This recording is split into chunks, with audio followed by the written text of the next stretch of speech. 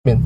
Baik ikhwafillah, pada kesempatan kali ini saya akan berbagi sebuah video. Ini sangat penting dan wajib kita ketahui bahwasanya seseorang yang mengaku pernah sekolah di Al-Azhar dan mengaku sebagai ustadz, penceramah, dai, ya, diundang kemana-mana, katanya ikhwafillah dia ingin memurtadkan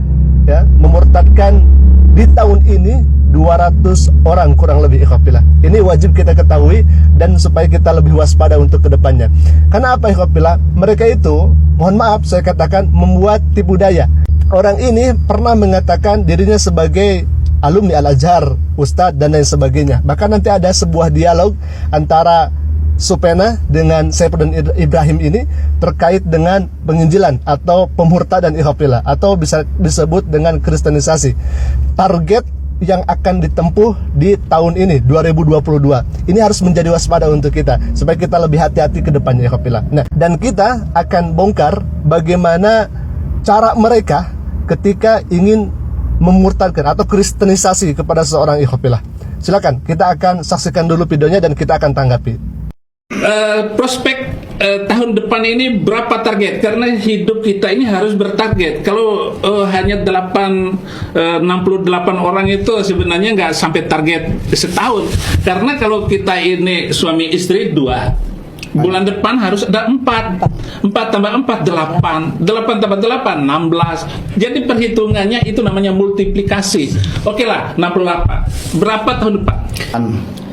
Di bulan Januari ini kami akan baptiskan dari Kabupaten Bangka Tengah. Ada perempuan masih sekolah, mereka tingkat menengah, ada 8 mengambil keputusan. Target dari kami adalah lebih kurang hampir 180. Kalau tahun ini kan 200 lah, ya kan? Tahun depan ini. Tahun ini 2022 ini. Tahun 22 ini ya. Nah ikhwafillah, itulah target mereka untuk memurtadkan Bangka Tengah, ya. Supaya hati-hati orang Bangka, saudara kita di sana, agar kalau misalkan nanti ada seseorang yang mengaku ustadz, yang mengaku pernah di Al-Azhar gitu ya, dan orangnya ini, ya, kebetulan orangnya ini, maka jangan sungkan-sungkan untuk langsung saja laporkan kepada pihak setempat ikhwafillah. Karena ini akan menjadi sebuah yang sangat meresahkan ikhwafillah. Untuk itu kita harus lebih waspada lagi ke depannya. Dan yang paling pentingnya di sini, bagaimana cara mereka untuk kristenisasi atau memurtadkan. Silakan, kita akan saksikan videonya.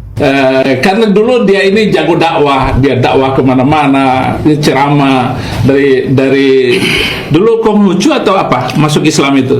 Saya nggak tahu, kalau dari bayi saya nggak ngerti, tapi saya udah umur setahun saya udah jadi Muslim. Menurut gitu. Tetangga saya. Oh gitu. Jadi Muslim masuk Kristen sekarang ini. Iya. Jadi luar biasa ini.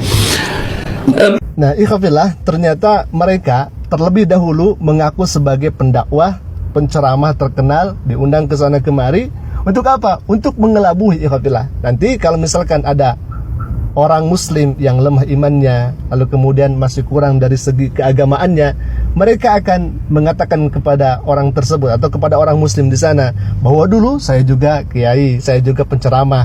Nah, orang muslim yang awam ini akan berpikir, orang yang sepangkat kiai saja murtad, orang yang sudah berpengetahuan agama saja murtad, apalagi kita yang awam ini. Ya tentu saja kalau misalkan awam pasti akan mengikuti agama orang tersebut, begitu ya. Nauzubillah min dzalik. Itulah cara-cara mereka ikhwafillah yang harus kita waspadai, yang harus kita lebih hati-hati ke depannya. Boleh jadi mereka akan datang mengetuk ke rumah kita.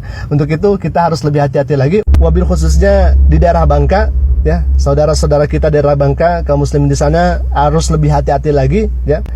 Innamal mu'minuna ikhwah. Kita semuanya adalah bersaudara, kita harus saling mengingatkan, apalagi terhadap orang-orang yang akan merusak kepada agama Islam ini ikhwafillah.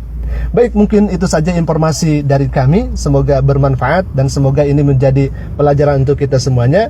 Dan kita akan saksikan terlebih dahulu kekocakan bagaimana orang ini yang mengaku dulunya sebagai alumni Al-Azhar, sebagai pendakwah, sebagai penceramah kondang, diundang ke sana kemari. Kita akan saksikan apakah sesuai dengan klaimnya atau tidak ikhwafillah. Silakan.